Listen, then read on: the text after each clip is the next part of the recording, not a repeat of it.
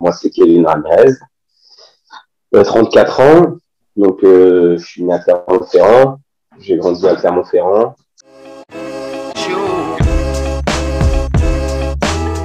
J'ai été au centre de formation du Clermont Foot. J'ai intégré Clermont Foot à l'âge de... C'était en Benjamin, il me semble que c'est 26 ans.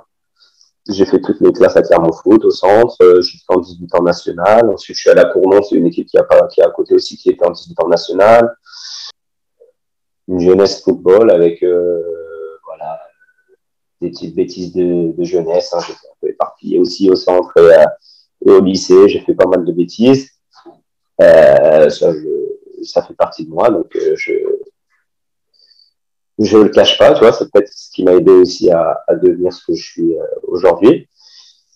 Mais voilà, le football, ça m'a préservé de pas mal de choses. Et ensuite, je suis parti en Espagne. J'ai eu la chance j'ai ma famille qui est originaire, qui est d'origine espagnole. Mes deux parents sont espagnols. Ils ont immigré ici parce que pour travailler. Donc tous les étés, je partais en Espagne. J'ai pu jouer beaucoup au foot là-bas. Et puis il y a un recruteur qui m'a vu jouer, qui m'a emmené une première fois. C'était pour aller au Betis Séville. J'étais jeune, j'avais 15-16 ans.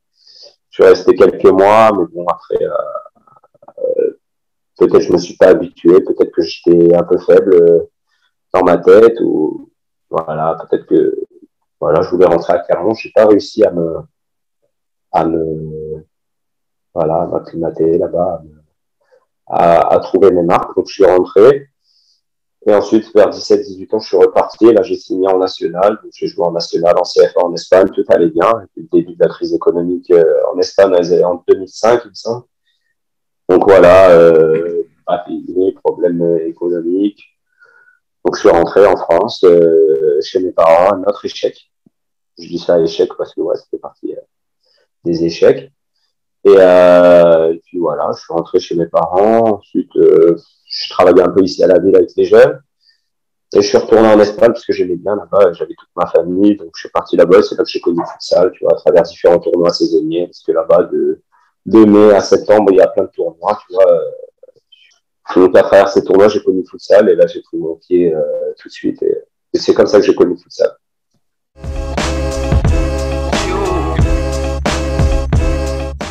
Jouer les tournois, moi vraiment c'était pour le plaisir. Je ne voyais pas du tout faire carrière. Moi ça y est, tout ce qui s'était passé au football, j'avais un peu décroché. Là je voulais vraiment prendre du plaisir, je voulais faire ma vie, je voulais voilà.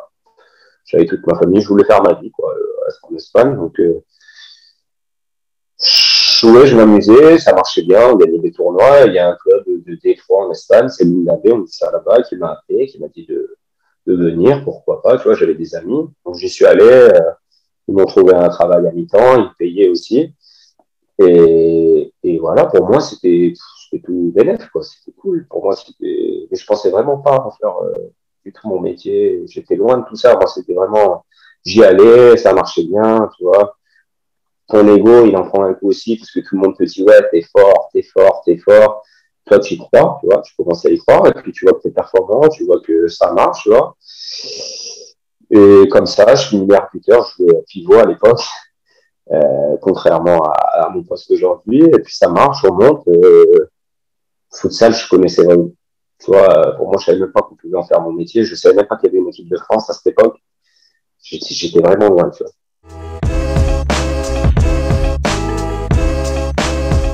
Donc, je suis arrivé en 2014, quand j'avais déjà joué 3 Ligues des Champions.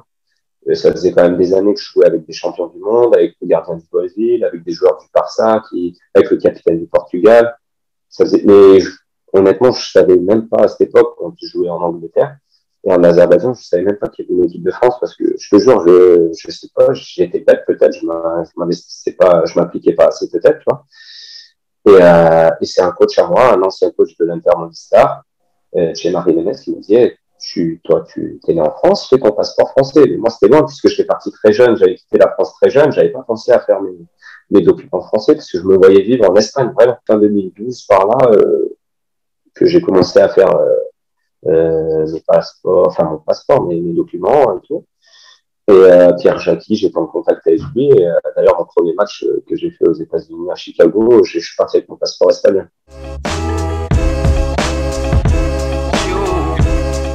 Moi, je crois beaucoup au destin, tu vois.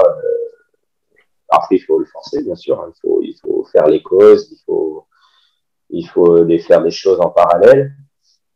Une époque de ma vie, je pense pas les avoir faites, tu vois. Je me suis reposé un peu sur mes lauriers. J'allais jouer, j'allais aux entraînements parce qu'il fallait y aller. J'allais pas m'entraîner pour m'entraîner. Il y a une autre partie de ma vie qui, je sais pas, j'ai eu peut-être un déclic et j'ai commencé à croire en moi, plus en moi. J'ai peut-être arrêté peut-être d'écouter un peu les gens aussi. J'ai eu la chance aussi d'avoir toujours ma famille, hein, mes parents, mes sœurs, tout mon entourage qui m'a toujours mis en place, on va dire. Et les échecs, je pense qu'aussi prendre des bonnes tartes, ça m'a mis dans le droit chemin. Donc, je pense que c'est un peu un tout, tu vois, qui m'a permis de, voilà, de croire plus en moi, et puis de surtout me donner les moyens, tu vois. Moi, j'ai toujours été, quand je me suis mis quelque chose dans la tête, mon gars, c'est fini. J'ai jamais été le meilleur, hein. Ça, je l'ai toujours dit, j'insiste là-dessus. Mais, mon gars, quand je me donne les moyens, il faut batailler, tu vois.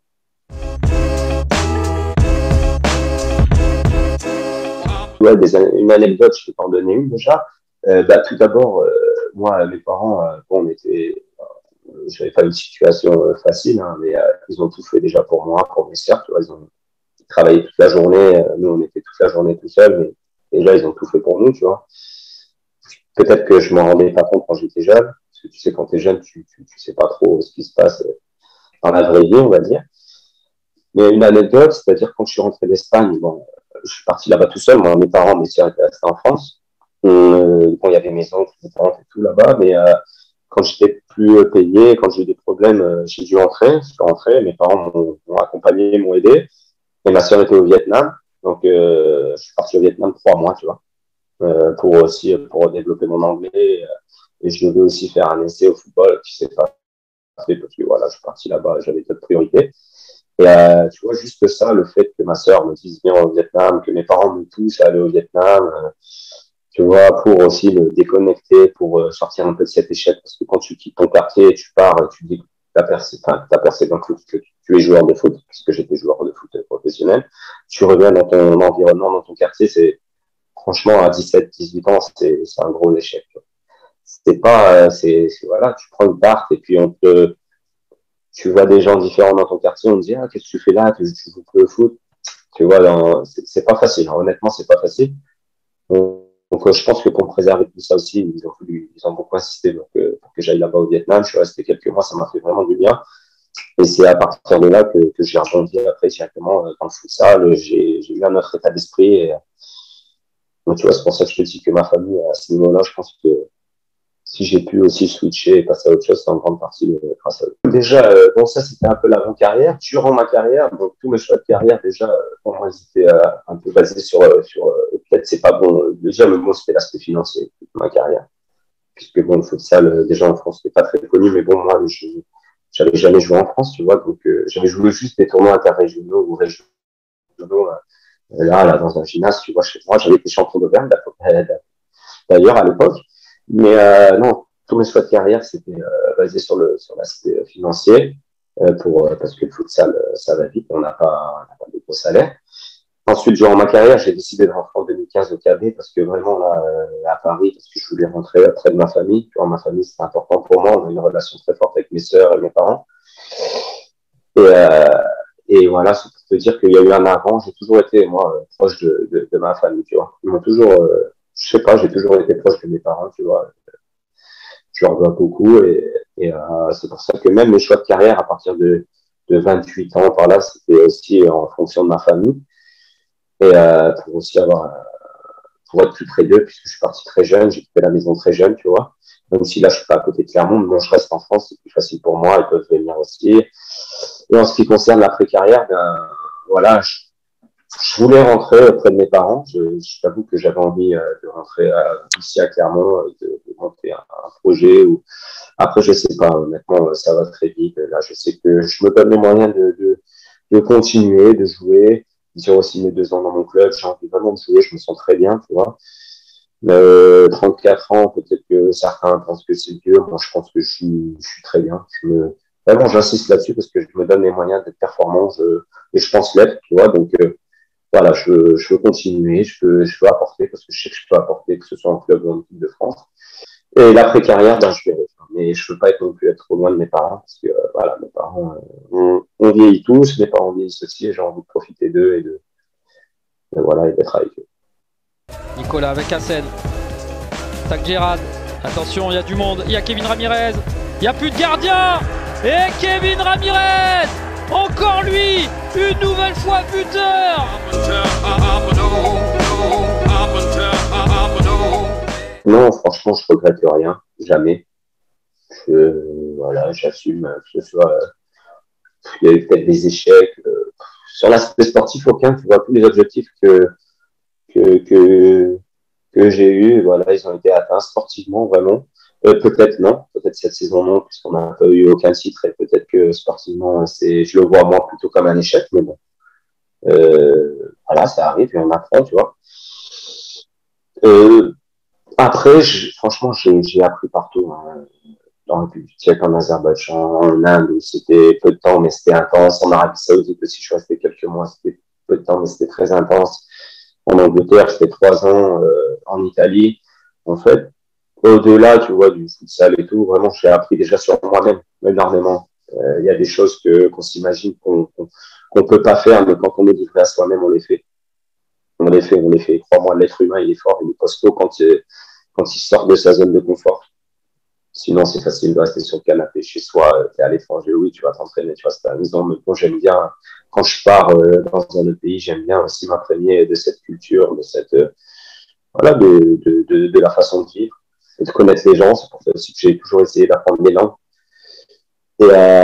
Et ce côté relationnel, tu vois, avec des gens dans différents pays, tu vois, je me suis toujours, j'ai eu cette chance, moi, c'est toujours voilà, de bien m'acclimater dans tous les pays où je suis allé, de bien voilà, d'avoir des bonnes relations avec tous ces gens-là. Et ça, finalement, c'est des amis que tu gardes pour le reste de ta vie, hein. Et que ce soit, je sais pas, en Azerbaïdjan, en Angleterre, en Espagne, partout en Arabie Saoudite, ben, tu gardes ces gens-là, ben, voilà, tu as fait des connaissances et c'est des gens aussi qui te construisent, hein. On prend notre temps du côté du Sporting. Vassoura qui va armer sa frappe. Kevin Ramirez. Oh, quel but de Kevin Ramirez! Alors qu'il reste 2 minutes à jouer, l'interception du capitaine de l'équipe de France.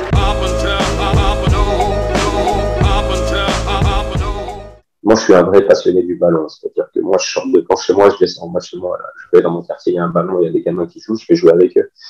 Avant tout, cet aspect financier, vraiment, moi, c'est la passion. C'est-à-dire que tout le monde me connaît ici à Clermont. Ils savent que dès qu'il y a un ballon, ils peuvent m'appeler, que j'ai 17 ou 47, je sais, je me connais. Moi, c'est vraiment la passion. Avant toute chose, il y a la passion. C'est-à-dire que moi, quand je finissais mes saisons, je finissais au mois de mai, moi, on m'appelait pour, là, d'ailleurs, j'ai eu un contact pour l'Arabie Saoudite, là. Bon, je peux pas, j'ai contrat avec mon club, mais si j'avais fini mon contrat, je serais parti directement, tu vois. C'est-à-dire que je me posais pas des questions de vacances ou non. Non, moi, c'était, j'ai une opportunité d'aller jouer. Bien sûr, je voulais que mon travail soit respecté, donc il y avait le côté financier, mais c'était vraiment pour aller jouer. Moi, je voulais jouer, je voulais jouer. Et puis, tu connais, quand tu as 20 ans, tu peux jouer 7 matchs en une semaine, tu t'en fous, tu vois. Pour moi, c'était que ça, je voulais jouer. Après, c'est sûr qu'il y avait l'aspect financier. Je suis parti en Inde. On me dit, il y a Ronaldinho, il y a Yaran Giggs, il y a Cafu, il y a Falcao, il y a les meilleurs joueurs du monde de futsal. J'y vais, tu vois. Et ensuite, dès que j'ai su qu'il y avait une équipe de France, dès que j'ai intégré l'équipe de France, durant des années et des années, je finissais mes saisons et je partais dans les pays du Moyen-Orient, en Dubaï, en Koweït, en Arabie Saoudite, en Inde. Mais je me suis mis une pression supplémentaire, une pression, non, une certaine forme de responsabilité, c'est-à-dire que moi, je voulais vraiment représenter la France. Je sais que la France, quand je suis arrivé, c'était pas très connu au futsal. Je dis pas que je l'ai fait connaître, mais je me suis dit et je me suis fixé comme objectif, écoute, tu as une responsabilité, tu représentes la France. Maintenant, dès qu'ils vont pouvoir jouer et ils vont pouvoir faire quelque chose, ils vont dire la France a le joueur, le français du futsal. Avant de faire mon passeport français, moi, je partais toujours avec mon passeport espagnol jouer. Tu vois, parce que c'était plus valorisant aussi, tu vois. Okay. Je commençais à jouer en équipe de France. Je me suis fixé ça comme objectif. Je me suis dit, écoute, maintenant, on va faire connaître la France. D'ailleurs, en Inde, on a gagné le tournoi. Et finalement, j'ai fait un super tournoi, tu vois. Même Figo, qui était le président, il m'a vraiment mis bien devant tout le monde, tu vois. Il parlait super bien avec moi. Et, en fait, il disait le français. Et on se rend pas compte de l'importance que ça a, ça, tu vois. Mais la base de toute réussite, moi, je pense vraiment que c'est la passion.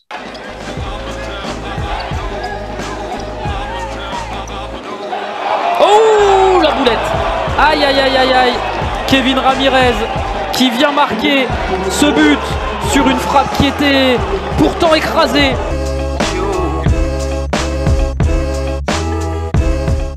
L'adolescence, on en parle souvent, mais voilà, tu as une recherche d'identité, il y a cette bascule, tu vois,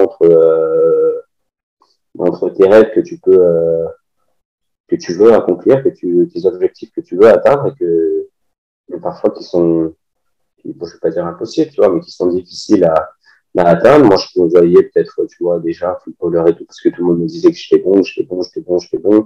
J'étais surclassé et tout, et puis après, je sais pas, après, tu vois un échec, t'es pas prêt, et tu commences à t'éloigner et à faire avec des bêtises, tu vois. Après, moi, comme je t'ai dit avant, les fréquentations, tu vois, l'environnement où j'ai grandi, mes parents passaient énormément de temps, travaillaient beaucoup pour nous donner une bonne éducation à moi à mes sœurs et moi. Donc, on passe beaucoup de temps dehors, on commence à faire des choses qui sont pas bien, qui sont loin d'être bien. On commence à gagner de l'argent on va dire, facile. Et on croit que c'est ça la vie, alors qu'on est loin du compte. Et ça finit jamais bien. Donc, moi, ça a pas bien fini. Mes parents, ils étaient assez stricts là-dessus, donc voilà, ils m'ont mis dans les bons rails, ils m'ont mis les choses au clair. Et c'est pour ça qu'aussi, voilà, j'ai été responsable, c'est un bien grand mot, mais j'ai dû faire face assez jeune à voilà, mes responsabilités. Je regrette pas, mais j'en suis pas fier. Varela vers Kevin Ramirez. Oh là là, quel but! Quel but de Kevin Ramirez!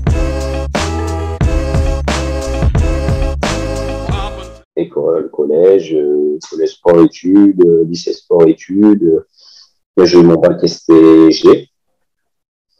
Puis après, voilà, tu vois, on a délaissé un peu tout ça. Maintenant, je parle 4 langues, tu vois. Pour moi, c'est comme si j'avais un master. Franchement, honnêtement, hein, pas très sérieux, assez agité, pas très assidu, on va dire. J'aimais pas trop le lycée, tu vois. Franchement, je l'aimais peut-être pas trop, je te dis la vérité. Mais voilà.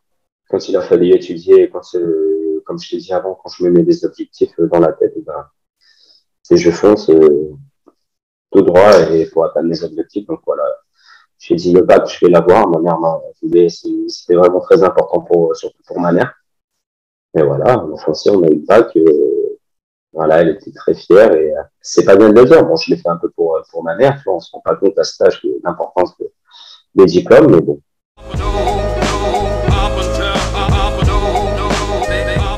Ouais, je t'ai dit tout à l'heure, le âge négatif, c'est ça, en période d'adolescence, beaucoup de soucis, tu vois, beaucoup de soucis, tu vois.